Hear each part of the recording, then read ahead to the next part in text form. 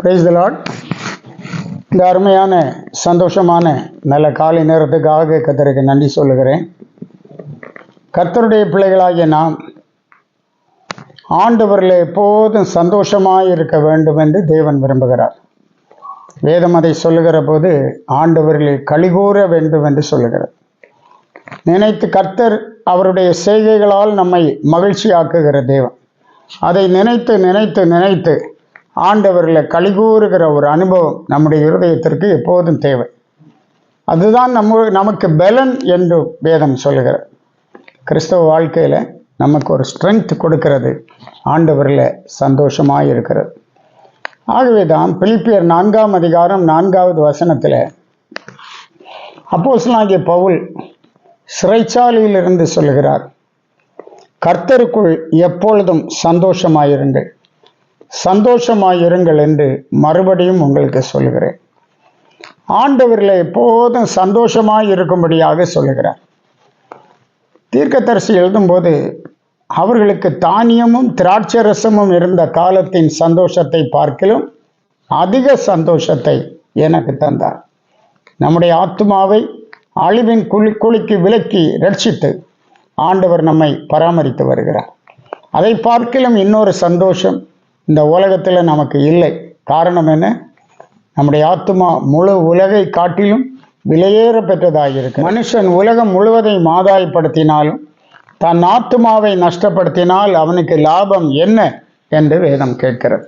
ஆகவே நம்முடைய ஆத்துமா அழிவின் குழிக்கு விலக்கி தப்புவிக்கப்பட்டது. அந்த சந்தோஷத்தை நினைக்கும் போது நிச்சயமாக நாம் ஆண்டவரில் அதிகமாய் களிகூறுவதற்கு கடமைப்பட்டவர்களாக இருக்கிறோம்.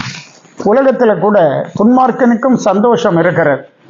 நாம் யோபின் புத்தகம் 20ஆம் அதிகாரம் 4ஆம் வசனத்தில் படிக்கிறோம். துன்மார்க்கனின் கம்பீரம் குறுகினது என்பதையும் மாயக்காரனின் சந்தோஷம் ஒரு நிமிஷம் மாத்திரம் நிற்கும் என்பதையும் அறிவீர் என்று சொல்லப்பட்டிருக்கு. மாயக்காரனுடைய சந்தோஷம், உலகத்தின் மாயை நம்பி போகிற சந்தோஷம் ஒரு நிமிஷம் மாத்திரம் நிற்கும்.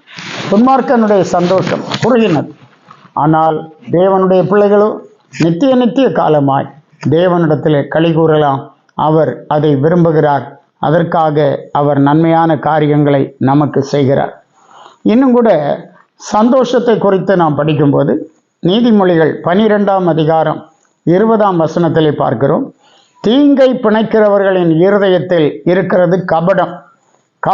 கபடமான இருதயம், தீமையான காரியங்களை பிணைக்கிறவர்கள், அவர்களுடைய இருதயத்தில் இருக்கிறது கபடம். சமாதானம் பண்ணுகிற ஆலோசனைக்காரருக்கு உள்ளது சந்தோஷம்.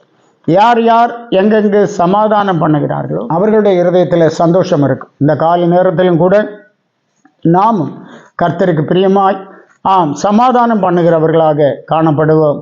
ஆண்டவர் நம்மோடு இருந்து பெரிய காரியங்களை செய்வாராக.